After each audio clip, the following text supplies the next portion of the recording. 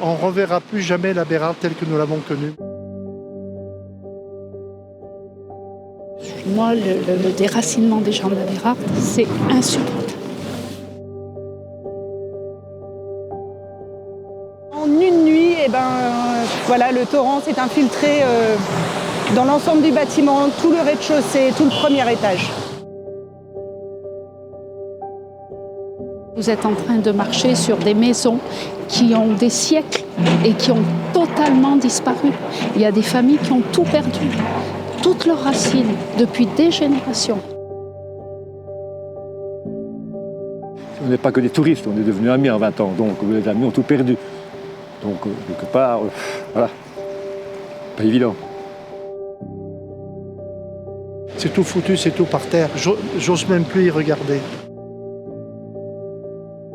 C'était 20 ans de ma vie. Égoïstement, c'est 25 ans de ma vie de montagnard. C'est ici que j'ai commencé la montagne. C'est notre poumon, c'est notre vie.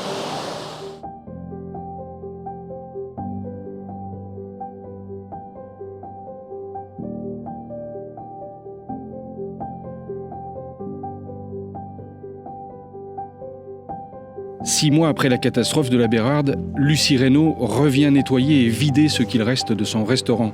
Rien ou presque n'a résisté à cette nuit d'horreur. Depuis qu'on est tout petit, on passe tous les étés ici. C'est toute une vie. Après la catastrophe, la Bérarde est un village fantôme, rasé par la puissance de l'eau. Depuis le début de saison, je disais, je sens pas cet été, est-ce qu'il va faire mauvais, est-ce que la route au plan du lac va tenir, est-ce que... voilà, je le sentais pas et je sais pas si c'était bien ou pas, mais c'est des pensées que je voudrais plus avoir. Je croise le mari de Sandra, donc, qui tenait le camping, et qui me dit la Bérarde a été détruite. Et je lui dis mais non Romain, pas du tout. Les webcams à 6h45, toutes les maisons étaient encore là. Enfin, c'est pas possible. Mais tellement sûre de moi, et donc je l'ai rassuré en disant mais non, c'est pas possible.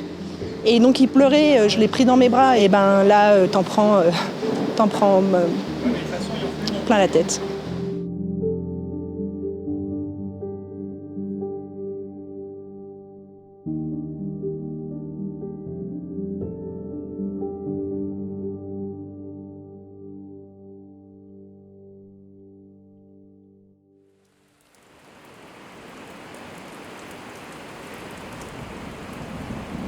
Comprendre la catastrophe de la Bérarde, c'est remonter au 20 juin dernier.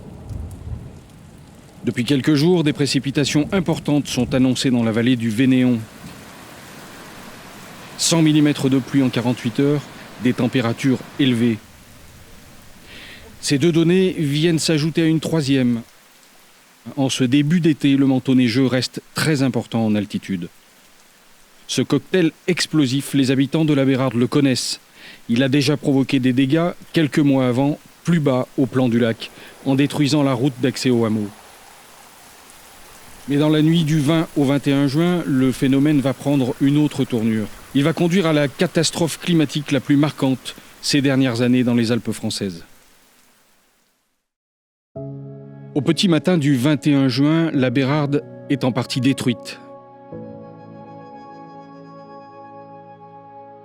Le hameau, réputé mondialement comme camp de base de l'alpinisme, est enseveli sous plus d'une dizaine de mètres de roches. La moitié des bâtiments a été pulvérisée, la Bérarde ressemble à un champ de ruines.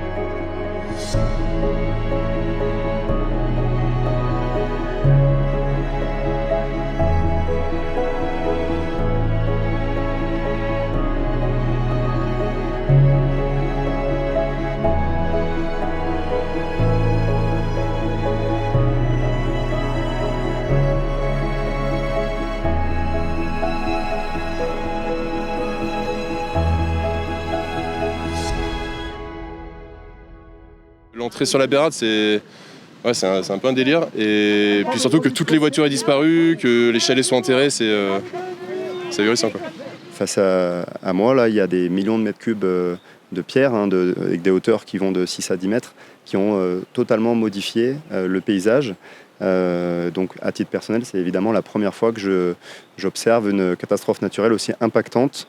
Impactante car la Bérarde réunissait plusieurs facteurs à risque. À 1700 mètres d'altitude, dans la vallée du Vénéon, le hameau est installé sur un cône de déjection. Ce cône se forme lorsque un cours d'eau débouche sur une zone de forte pente à une seconde zone plus douce.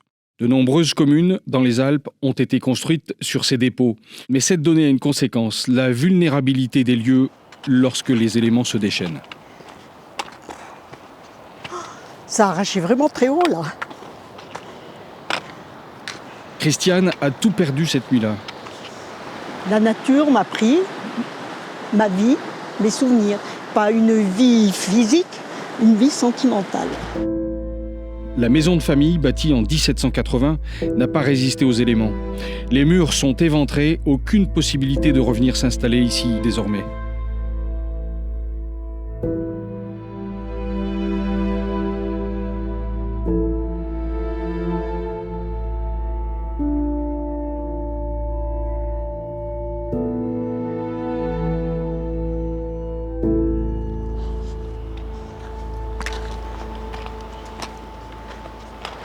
Vous voyez, là c'est la jonction des deux.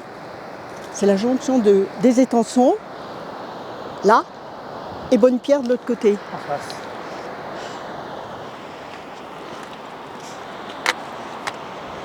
On ne s'est pas occupé de nous, parce que ce lac, il y a 2 ans, je suis montée là-haut le 20 juin pour me promener, le jour de mon anniversaire, et le lac, je l'ai vu. Donc peut-être que si on s'était appelé Chamonix ou Tignes, peut-être qu'on aurait fait attention à ce lac. Mais là, la Bérarde, ça ne représente pas beaucoup d'habitants, donc voilà.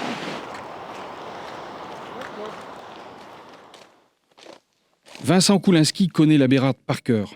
Le spécialiste des risques torrentiels en montagne a analysé la catastrophe de la Bérarde pour comprendre les phénomènes qui ont conduit au désastre.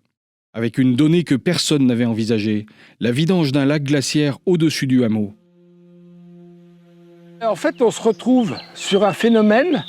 En clair, la contribution du glacier de Bonne-Pierre, c'était quelque chose qui était envisagé et c'est quelque chose qui était repoussé dans la mesure où ça n'avait jamais été observé. Depuis le temps qu'on a des éléments, ni les photos aériennes, ni les observations sur place, ni l'historique des crues ne suggérait qu'on puisse avoir un tel phénomène. C'était possible et c'était considéré comme beaucoup trop rare pour être pris en compte. C'est quelque chose qui ne s'était jamais produit en 10 000 ans. On avait encore pas mal de neige pour la période. Gardienne du refuge du promontoire à 3000 mètres d'altitude au-dessus de la Bérarde, Sandrine Delorme est présente au moment de la catastrophe. Son constat est identique. Je pense que j'ai pris environ de 100 mm de pluie durant cet épisode là sur les 48 heures et il y a eu une grosse fonte nivale. Par endroits, j'ai dû perdre entre 50 et 1 mètre de neige d'épaisseur. Donc je pense que cumulé avec la pluie qui tombait, ça fait des volumes d'eau énormes, surtout que le bassin versant là est vraiment important. On a eu aussi une remontée de l'isotherme à 0 degré, donc il a plu très haut. Et en fait, les terrains et le manteau neigeux étaient saturés. Donc on avait une situation qui était favorable à la formation d'une crue, puisque les terrains ne pouvaient plus absorber l'eau. Et on verra après, on a eu aussi, comme les terrains ne pouvaient plus absorber l'eau, ils étaient facilement érodables. L'autre aspect, c'est évidemment le fonctionnement du glacier de Bonne-Pierre. Donc le glacier de Bonne-Pierre, il est en train de disparaître. Un glacier qui disparaît, il s'enfonce, il s'abaisse, et c'est très favorable à la formation de lacs. La vidange des lacs glaciaires, c'est la crainte de nombreux secteurs dans les Alpes avec ses conséquences désastreuses. Un peu partout dans nos massifs, le réchauffement climatique fait craindre une multiplication du phénomène. À la Bérarde, c'est au milieu des données défavorables que la vidange va se mettre en place. Pour le moment, on ignore, mais le lac s'est vidangé en plusieurs heures durant la crue. C'est une vidange progressive, ce n'est pas une rupture brutale. Donc il n'y a pas eu de vague, il n'y a pas eu de lave torrentielle. Si on avait eu une lave torrentielle, la lave torrentielle, elle arrive et elle pulvérise la maison avec les habitants. Donc on a eu le débit de fonte, plus le débit de la pluie, plus le débit du lac. Plus de 90 000 m3 d'eau s'échappent en quelques heures, charriant sur leur passage des quantités impressionnantes de roches. La lave torrentielle dévale heure après heure jusqu'à la Bérarde. Le torrent des étançons sort de son lit, engloutit le hameau sous des mètres de gravats. La Bérarde n'est plus qu'un champ de ruines. Et tous ces matériaux, ils ont suivi comme un toboggan les gorges qui étaient à l'amont de la Bérarde et se sont déposés brutalement à la sortie des gorges. Donc là, on a eu un dépôt très exceptionnel qui était sans doute qui n'a jamais été observé.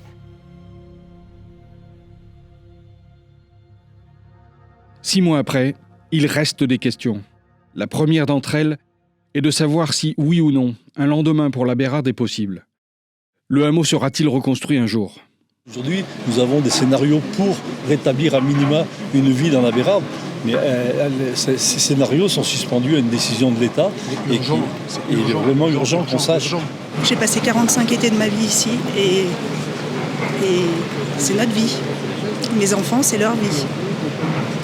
Donc c'est important de rester. On est d'accord. Voilà. Nous, on va vider la chambre froide.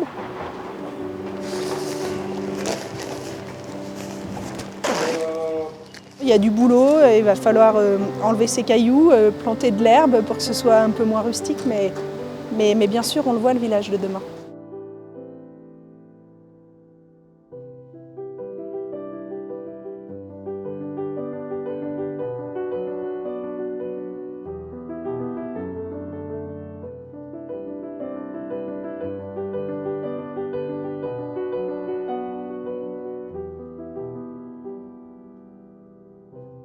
Pour l'instant, l'hypothèse d'un retour de la vie à la Bérarde est encore lointaine. Le 16 décembre, les premiers éléments remis par un groupe d'experts a permis de mesurer le chantier gigantesque qui attend le hameau. Où pourrons-nous reconstruire? Où pourrons-nous revivre à la Bérarde? Arrêtez de vous cacher sur la partie matérielle, mobilier. Nous, ce que l'on veut, c'est savoir demain, avoir une carte. Effectivement, il y aura des zones dangereuses, mais il y a peut-être, un peu plus loin que ce qu'on espérait, mais des zones où on pourra reconstruire. Et nous, ce qu'on attend aujourd'hui, c'est vous les experts, c'est vous qui avez tous les éléments pour prendre des décisions, c'est d'avoir la cartographie et savoir si réellement demain, on pourra retourner à la Bérarde et on va se relever les manches et on va reconstruire. Aujourd'hui, en l'absence de protection suffisante, il y a des travaux de protection qui ont été entrepris pendant l'été, mais aujourd'hui, ils ne sont pas suffisants pour le niveau d'aléa qui a été mesuré. Donc le hameau, en l'état, n'est pas habitable en raison de la présence, de l'intensité de l'aléa sur le site. Je ne veux pas relancer un débat, mais l'événement qu'on vient de connaître à la Bérarde, dans les études qui étaient engagées, on ne l'aurait pas imaginé. On n'aurait pas imaginé que 300 000 m3 de matériaux arrivent sur la Bérarde. Mais c'est arrivé. Non, mais on peut toujours, une fois que c'est vécu, se dire oui, oui, c'est évident si on avait regardé. Mais non seulement c'est arrivé, mais ce qu'on tend à démontrer, c'est que ça va à nouveau se reproduire. Pour être clair avec vous, ça ne me fait pas plaisir de dire ça. Et ça, peu importe que ça me fasse plaisir ou pas, on essaye d'être clair avec vous. Et bien justement, vous avez vu la carte d'aléa réinstallée, c'est juste pas possible. Sur ce secteur-là, c'est juste pas possible. C'est une catastrophe, c'est une tragédie. Nous sommes les victimes, et je pèse mes mots et je le dis clairement, nous sommes les victimes des études qui n'en finissent pas et par conséquent de l'inertie des services de l'État. On a une douleur immense, mais une colère immense aussi.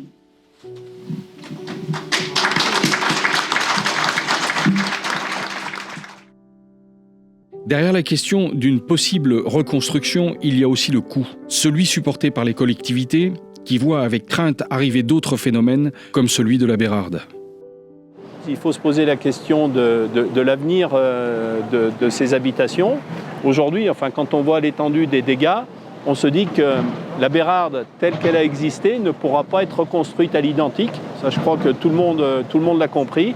Mais de savoir comment on peut sauver le hameau de la Bérarde. Depuis la catastrophe, plus de 20 millions d'euros ont déjà été engagés, notamment pour la vingtaine de kilomètres de route menant jusqu'au hameau. L'État, la région, le département ou la commune seront-ils capables d'assumer les coûts? On n'est plus à une époque où on gaspille l'argent. Ce qui est engagé doit être réfléchi et on engage jusqu'au bout, quoi. Bon nombre d'habitations ont complètement disparu, ont été rayées de la carte. Toute la zone qui est devant nous ne sera pas reconstruite. Il n'empêche, il reste des maisons debout. Il reste un avenir pour le village. Donc si politiquement on s'engage, si on est sûr de l'avenir, eh bien on le fait rapidement et jusqu'au bout. Et si la Bérarde n'était qu'un signe avant-coureur, celui d'une montagne vulnérable obligée de s'adapter plus rapidement que prévu au risque, sur fond de réchauffement climatique. Dans les Alpes, près de 6000 communes sont situées en zone de montagne, et la plupart sont menacées par des glissements de terrain et des laves torrentielles. On se retrouve dans un cycle qui devient très compliqué, et pour les collectivités, et pour les particuliers, et pour les assurances qui vont clairement se retirer de ces endroits-là tôt ou tard, et de l'État qui ne va pas pouvoir payer partout. Donc il y a des endroits qui vont devenir ingérables et à terme qui seront inhabitables. Est-ce que c'est le cas de la Bérarde? Je ne sais pas. Mais la tendance, très clairement, elle va être à l'abandon de territoire.